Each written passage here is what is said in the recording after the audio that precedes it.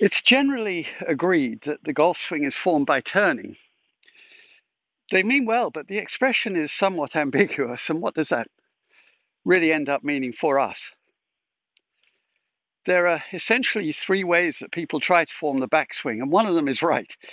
So the correct way is to turn the shoulders like a lid on a cylinder so that the left shoulder is eventually pointing down at the golf ball in front of you.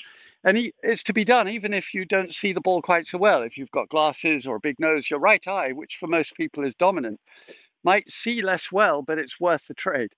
So getting the shoulders turned like a lid on a cylinder and doing it actually, although it's sort of fiction, within the first half of the backswing. Most champions have that full shoulder turn before their club raises much above their waist.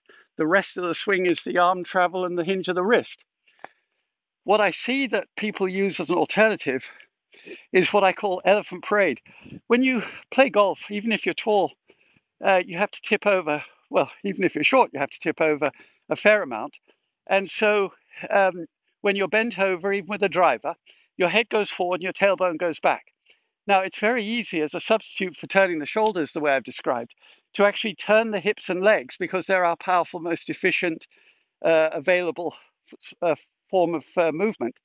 And that means that your head, which presently is touching, if you imagine a wall in front of you, is actually being moved over here. It's very noticeable in the previous President Trump in his golf swing, which I've seen on TV, where he forms his turn by moving his head over here.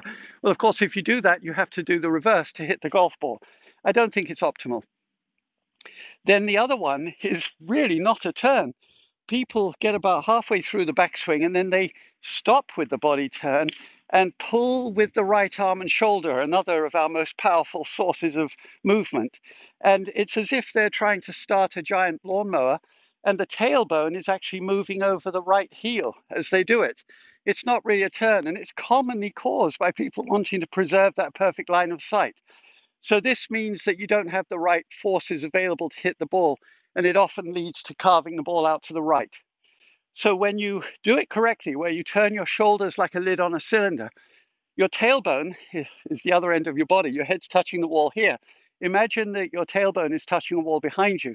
And if you bias correctly with the left elbow turned out and left shoulder higher, your tailbone will have shifted subtly toward your left heel.